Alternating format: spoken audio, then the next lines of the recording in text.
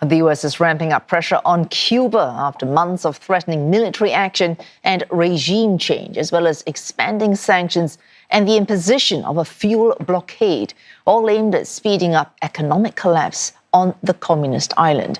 This time, the Trump administration is going after former Cuban President Raul Castro for conspiracy and murder in a 30-year-old downing of a plane that resulted in the death of 4 people.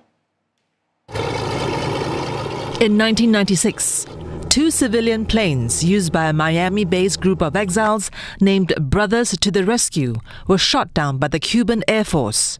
All aboard the 2 aircraft died over international waters. 3 were American.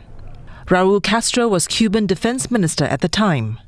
Nations and their leaders cannot be permitted to target Americans, kill them, and not face accountability. President Trump is committed to restoring a very simple but important principle. If you kill Americans, we will pursue you, no matter who you are, no matter what title you hold, and in this case, no matter how much time has passed. We'll see what happens, but we're freeing up Cuba. There won't be escalation. I don't think there needs to be. 94-year-old Castro is being charged with 1 count of conspiracy to kill U.S. nationals, 4 counts of murder, and 2 counts of destruction of aircraft. 5 co-defendants were also named. Cuban President Miguel Diaz-Canel was quick to react.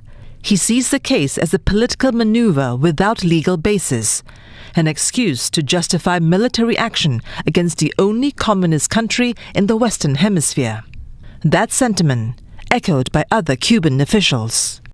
Y es fraudulenta porque es una acusación que no tiene asidero legal, no tiene asidero político, ni asidero moral alguno. Y debe verse como parte de la escalada agresiva creciente que hemos visto a lo largo de este año de parte de Estados Unidos contra Cuba. No se trata de un hecho aislado, forma parte de esa agresividad, un acto canalla. China is also issuing a sharp rebuke. 美方应停止对古巴挥舞制裁大棒、司法大棒，停止动辄以武力相威胁。中方坚定支持古巴维护国家主权和民族尊严，反对外来干涉。 Russia offering the same backing, pledging its most active support, while strongly condemning any attempt at what it calls gross interference in the internal affairs of a sovereign state, intimidation, and the use of illegal, unilateral, restrictive measures, threats, and blackmail. Castro's indictment comes months after Washington's successful snatch-and-grab operation of Venezuela's Nicolas Maduro.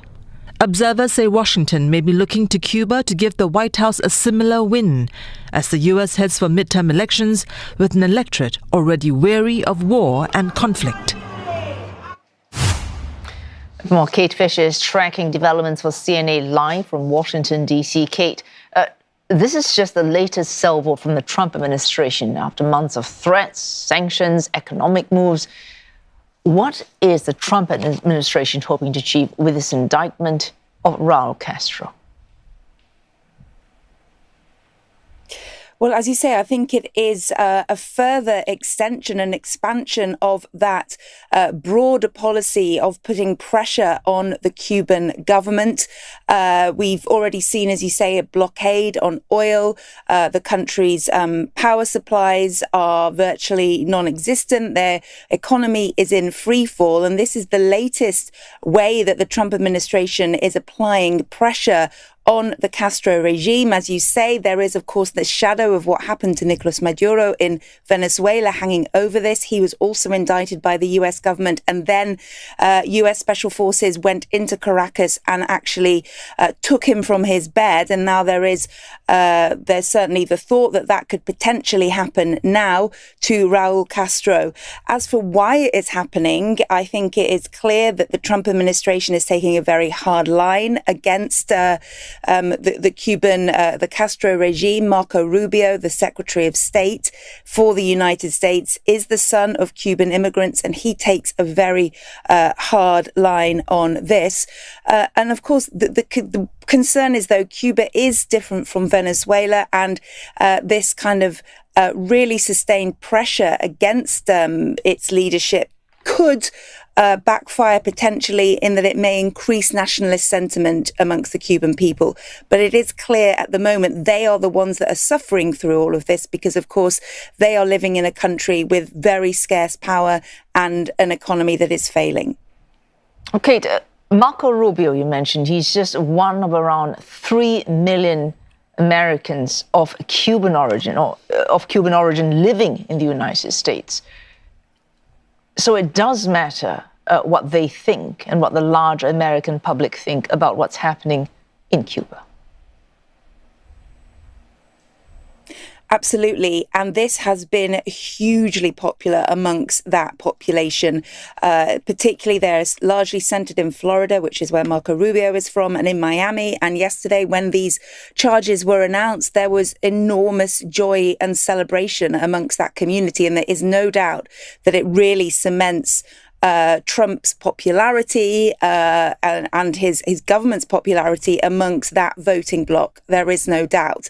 But there are also Americans that are skeptical of this. They're skeptical of the US taking military action that is essentially unprovoked.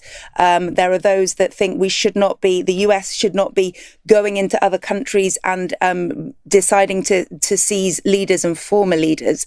And there is also concern about the humanitarian aspect, that this kind of pressure on the Cuban country is actually mostly having a negative effect on the lives of everyday Cubans who are having to live through this. But in terms of the Cuban American population and a lot of conservatives here in the US, this is a very popular move indeed. Thanks. Kate Fisher there covering the story for CNA from Washington, D.C.